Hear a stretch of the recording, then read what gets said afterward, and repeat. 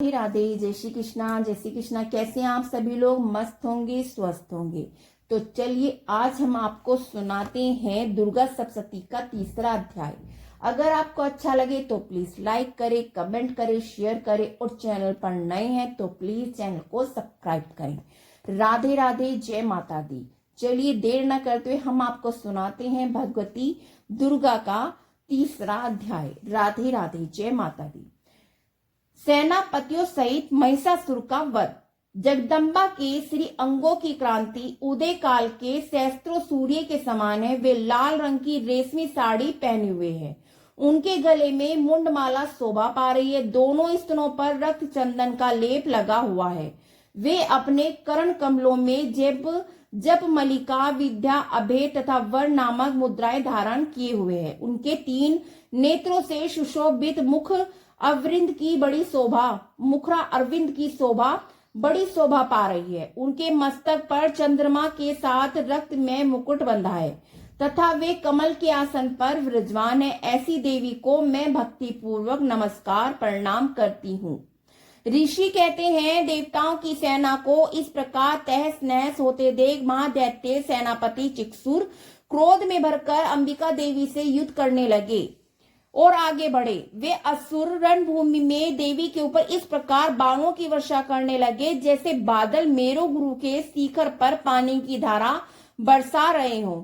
तब देवी ने अपने बाणों से उसके बाण समूह को अन्यासी काटकर उसके घोड़ों सारथी को भी मार डाला। साथ ही उसके धनुष तथा अत्यंत ऊंची ध्वजा को भी तत्काल काट गिराया।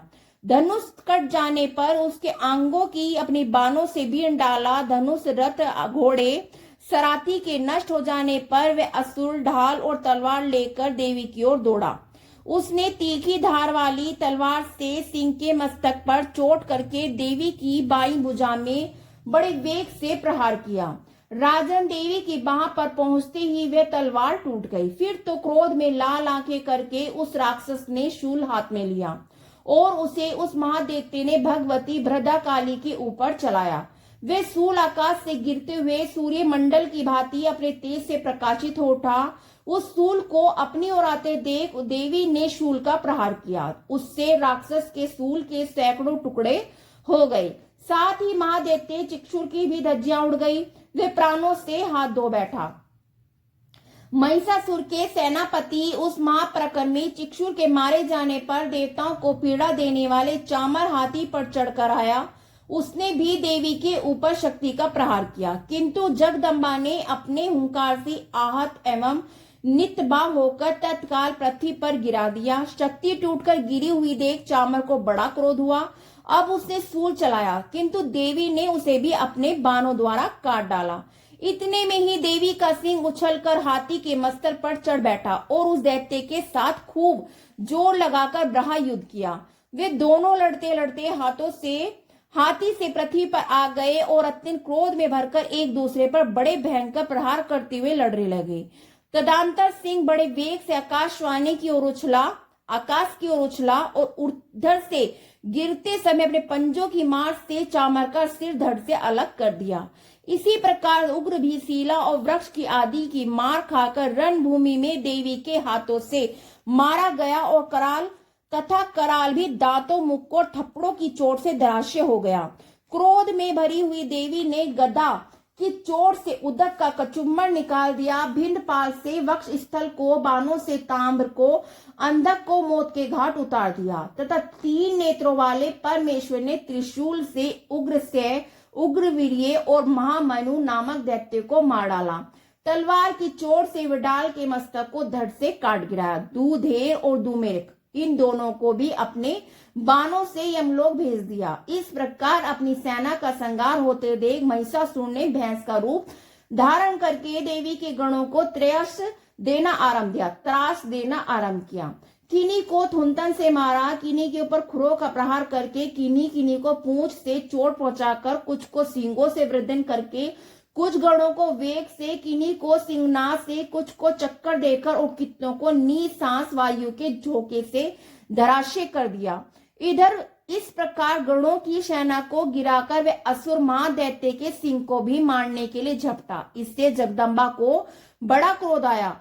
उधर महाप्रक्रमी महिषासुर भी क्रोध में भरकर देवी धरती को खुरों से खोदने लगा तथा अपने सींगों से ऊंचे ऊंचे पर्वतों को उठाकर फेंकने लगा और गरजने लगा। उसके वेग से चक्कर देने के कारण पृथ्वी शुद्ध होकर फटने लगी। उसकी पूंछ से टकराकर समुद्र तथा ओर से धरती को डुबाने लगा। हिलते हुए सींगों के अज्ञात से वृद्धि होकर बादलों के टुकड़े टुकड़े हो गए। उसकी त्रास की प्रचंड सांस की प्रचंड वायु से वेग से उजड़े हुए सैकड़ों पर्वत आकाश से गिरने लगे। इस प्रकार क्रोध में भरे हुए उस महादैत्य को अपनी ओर आता देख चंडिका देवी ने उसका वध करने के लिए महान क्रोध किया। उन्होंने पांव फेंककर उस महान असुर को बांध दिया। उस महासंग्राम में बंध जाने पर भैंस का रूप त्याग दिया और तत्काल सिंह के रूप में वह प्रकट हो गया। उस अवस्था में जगदम्बा ने जो ही उसका मस्तक काटने के लिए उद्यत हुई, तो ही वे खड्गधारी पुरुष के रूप में दिखाई देने लगा। तब देवी ने तुरंत ही बाणों की वर्षा करके ढाल और तलवार के साथ उस पुरुष को भी भीन डाला। इतने में ही वहां महान गजराज के रूप में परिणित हो गया। तब अपनी सूंड से देवी के विशाल सिंह को खींचने और गरजने लगा। खींचते समय देवी ने तलवार से उसकी सूंड काट डाली। तब उस महादैत्य ने पुनः भैंस का शरीर धारण कर लिया और पहले की भांति चराचर प्राणियों सहित तीनों लोकों को व्याकुल करने लगा। तब क्रोध में भरी हुई जगदम्बा माता चंडिका का बारंबार उत्तम मधु का पान करने लगी और लाल आंखें करके हंसने लगी। उधर वे बल और पराक्रम के मद से उत्तम हुआ राक्षस गरजने लगा और अपने सींगों से चंडिका के ऊपर पर्वतों को फेंकने लगा। उस समय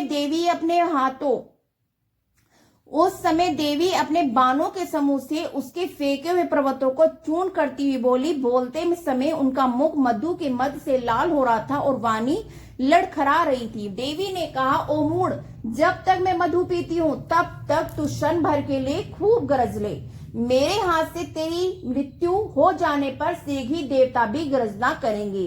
ऋषि कहते हैं, यूं कहकर देवी उछली और उस महादैत्य के ऊपर चढ़ गई। फिर अपने पैर से दबाकर उन्होंने सूल से उसके कंठ में आघात किया। उनके पैर से दबा हुआ होने पर महिषासुर अपने मुख से दूसरे रूप में बाहर होने लगा। अभी आधे शरीर से वह बाहर निकल पाया था कि देवी ने अपने प्रभाव से उसे रोक दिया। आधा निकला होने पर वह महादैत्य देवी से युद्ध करने लगा। तब देवी ने बहुत बड़ी तलवार से उसका मस्तक काट गिराया। फिर तो हाहाकार करती हुई दैत्य की सारी सेना भाग गई और संपूर्ण देवता अत्यंत प्रसन्न हुए। देवताओं ने दिव्य ऋषियों के साथ दुर्गा देवी का सत्वान किया। गंधर्वराज गाने लगे, अप्सराएं नृत्य करने लगी। इस प्रकार श्री मार्कंडेय पुराण में स्वर्णिम मंदिर की कथा के अंतर्गत देवी महात्म्य में महिषासुर वध नामक तीसरा अध्याय समाप्त। राधे राधे। जय श्री कृष्णा, जय श्री कृष्णा, जय माता दी।